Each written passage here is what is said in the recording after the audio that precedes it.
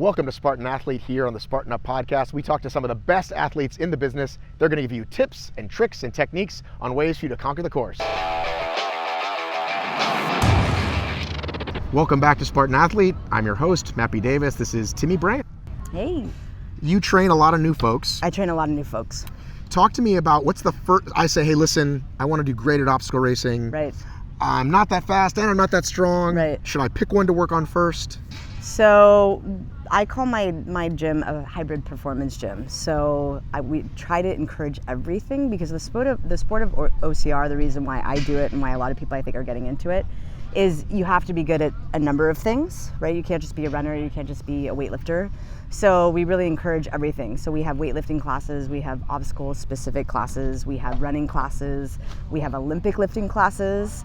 So really encouraging that new person, even if you're new, hey, don't just run, don't just master weightlifting, like get a little bit of a taste of everything because that's a sport of OCR. So I don't have to get super fast first? No. Do you just like work, do you No. do you tell people, what if somebody says, well, listen, I'm okay strong, I just want to get faster. Do you still encourage them to try sort of everything? Or? Yes, I do, because I truly believe, and I've been doing this sport, I'm somewhat new to it. I've been doing it since 2017. Okay. But the biggest thing that I've learned in my personal journey is you have to be good at everything. Like if you just focus on running, like yes, it can be a runner's sport, depends on the course.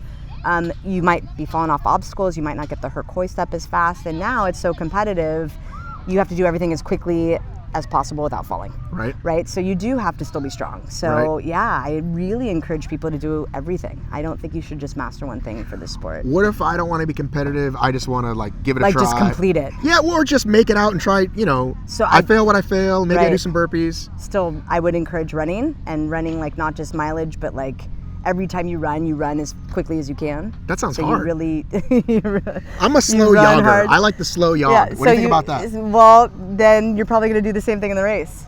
You're going to be hanging out in the back with the slow joggers. But I kind of like the slow jogging. Yeah, no, you could do that. You could do that if that's something you like. How many races are you doing this year? Oh gosh, I would say about 20. That's a lot of races. It's decent, yeah. And are you going for straight up elite podium, age group podium? Elite podium. That's awesome. Yeah, I'll go for elite podium in every race. That is fantastic. Yeah. So 2017 was your first year? 2017. How was your 2018? 2018 was good. 2018, I did, I think, 8 podiums. 2017, I did 7. Right. So I had a better year than 2017. Right. Right, by 1. But 2018 was big. I went to more of like the National Series races. Right. And got my name out there a little bit more in 2018. All right, let's talk about the overall look we have happening here. Okay. We have an unbelievable haircut. We've got the rad nose ring. We've got the tats. How important is race day look for you? Race day look is everything. You have to have the fresh cut. You got to have like the right stuff on, but you can't have too much stuff for the sport and the fact that you're getting muddy and you got other stuff going on. But I know everybody takes that seriously, even if they say they don't. Well, have you noticed I've sort of grown. I had the same sort of like 40-year-old man just get the clippers out. But a couple weeks ago, I got the fade, and it started to grow back a little bit. Yeah. I don't know if you've noticed, but it's pretty dope. Yeah, it's not a fade anymore. How old are your kids? 4.5. Oh, okay. So they're not old enough to know that you're super rad yet. No, I'm definitely not rad. But they will.